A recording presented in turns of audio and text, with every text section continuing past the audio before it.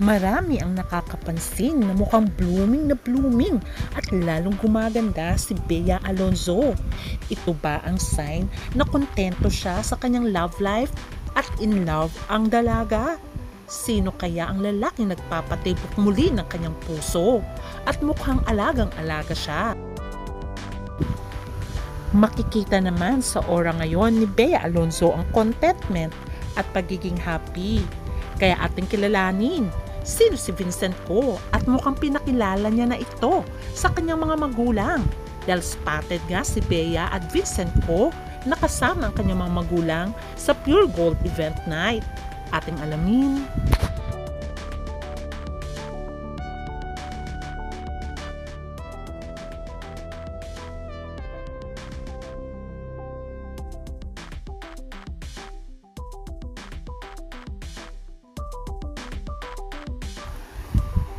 After ng successful na Widow's War na teleserye ni Bea Alonzo, ngayon naman ay busy sa pagpapromote si Bea ng kanyang mga produkto na kanyang pag-aari. Ito ang The Bash Manila, kung saan ay pumupunta sa iba't ibang lugar si Bea para i-promote ito. Alam naman natin si Bea ay isang A-lister star, kung saan ay napakasikat na nito at marami nang napatunayan. Kabila-kabila ang kanyang endorsements, mapateleserye o pelikula. Kaya naman, nang dumating sa buhay niya si Dominic Roque, marami ang natuwa dahil finally ay nagkaroon muli siya ng relationship. Nag-propose na nga si Dominic. Kaya naman maraming Bea Dom ang naging masaya na mag-propose nga itong si Dominic kay Bea na tinanggap naman ni Bea. Akala nila ay magkakaroon na nga ng forever at hahantong na sa kasalan. Pero unfortunately, ang forever ay bigla na lang naglaho at sila ay naghiwalay. Ngayon naman ay okay pa rin naman si Bea at Dominic. Mutual daw ang decision nila maghiwalay. Ngayon ay into relationship na si Dominic kay Shu Ramirez. Samantalang si Bea ay masaya ang mga tao sa biglang pagkakaroon niya ng lalaking magmamahal sa kanya.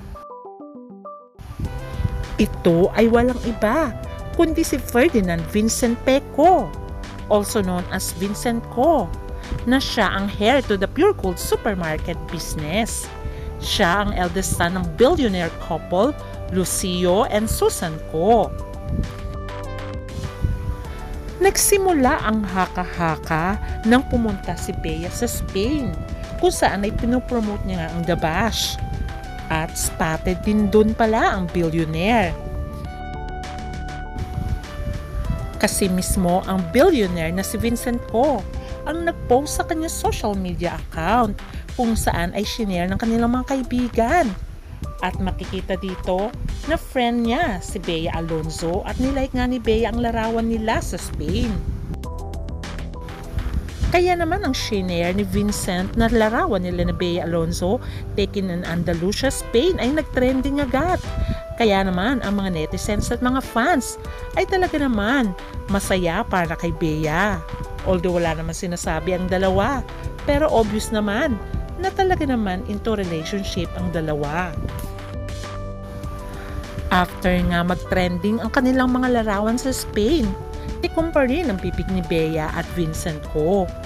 Pero according sa mga close kay Vincent na mga kaibigan niya, ay talaga daw into relationship na ang dalawa. Meron pa nga nagsasabi na hatid sundo si Bea sa chopper nung time na may sakit ito. Pinasundo talaga ni Vincent Ko. Makikita na ang chopper ay bumababa sa Zambales, kung saan ay may malaking farm si Bea Alonzo. According sa netizens, ay kasama ni Bea si Vincent Ko dito at ipinakilala niya nga kay Mami Mary Ann kasi ang mommy ni Bea ay nakatira nga sa Zambales sa kanilang farm. After ng trending ni Bea at ni Vincent Ko sa Spain ay spotted muli ang dalawa sa Thailand, kung saan ay sumama nga si Vincent para samahan si Bea sa isang trabaho sa Bangkok. At dito na unti-unting ipinapakita ni Bea at Vincent na into relationship na sila dahil wala na silang itinatago. Sa pag-attend nila sa isang showbiz gathering ay napaka-sweet nga ni Bea at Vincent. At makikita rin sa larawan, nakasama nila si Heart Evangelista at Senator Chis Escudero. Kaya naman marami ang naging masaya for Bea and Vincent. Until now ay wala pa rin silang sinasabi o kinukumpirma sa publiko. Dahil sa sunod-sunod na sightings sa dalawa, mapa-showbiz man o negosyo, ay talaga naman marami ang happy for Bea. Dahil finally ay natagpuan niya na ang the one. Sana nga si Vincent na ito. At alam niyo ba na proud si Vincent kay Bea Alonzo dahil isinama niya ito sa isang event ng kanilang mga magulang. Makikita dito na dinala nga ni Vincent itong si Bea sa kanilang grocery retail chain Suppliers Appreciation Night 2025 at the Grand Ballroom, Okada, Manila, kung saan ay nandun din ang kanyang mga magulang. At makikita rin sa larawang ito na ka-dinner nila at kasama sa table ang magulang ni Vincent. Marami ang opinyon ng mga netizens at masaya for Bea dahil mukha daw natanggap ng pamilya ni Vincent Ko si Bea Alonzo.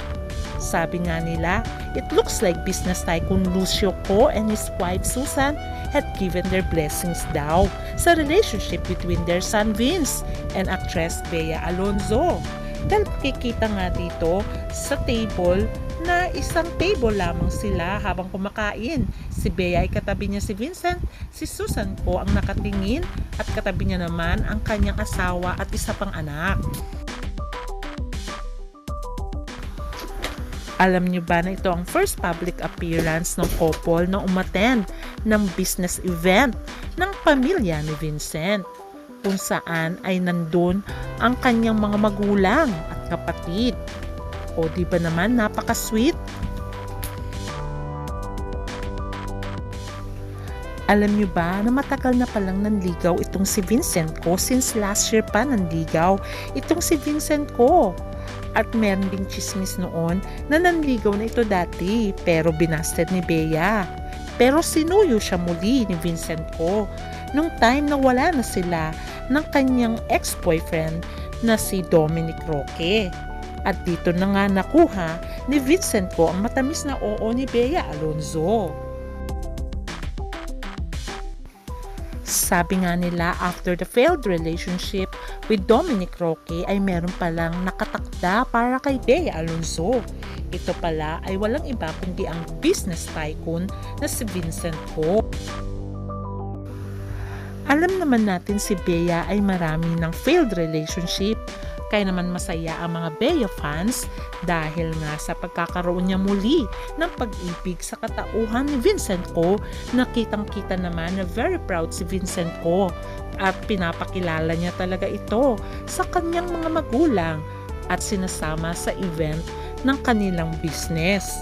At talaga naman, kinikilig ang mga fans sa kanila dahil bihira nga daw sa isang business tycoon ang magpakilala at nangunguna para ipahayag ang kanyang nararamdaman sa isang babae. Alam niyo ba na sabi rin ng insider ay nais na rin daw nitong si Vincent Ko na magpakasal soon dahil nasa tamang edad na siya at nais niya nang magkaroon ng pamilya. Kaya hindi na tayo magugulat kung one day ay bigla na lang mag-propose itong si Vincent Ko kay Bea Alonzo. For sure ay maraming mga fans ang matutuwa at masaya para sa kanilang idolong si Bea Alonzo. Kaya sabi ng mga fans, sa dami na rin ng heartaches na pinagdaanan ni Bea Alonzo, ay finally, ang kanyang pinagpipray ay dumating na. Ito ay walang iba kundi si Vincent Ko. Kung talagang sila ay magkarelasyon sa totoong buhay ay napaka-low-key lamang ng kanilang relasyon. At sabi nga nila, what you see is what you get dahil hindi naman nagsasalita ang dalawa. Pero makikita dito na talagang si Bea na ang the one for Vincent. Dahil Ayon nga sa insider, ay lagi daw niyang sinasama si Bea sa event ng kanilang pamilya. Kaya sabi nga ng mga closest friends ni Vincent, ay hindi na daw sila magugulat kung one day ay mag-propose na nga si Vincent Ko kay Bea Alonzo. Itong ating abangan. Bye!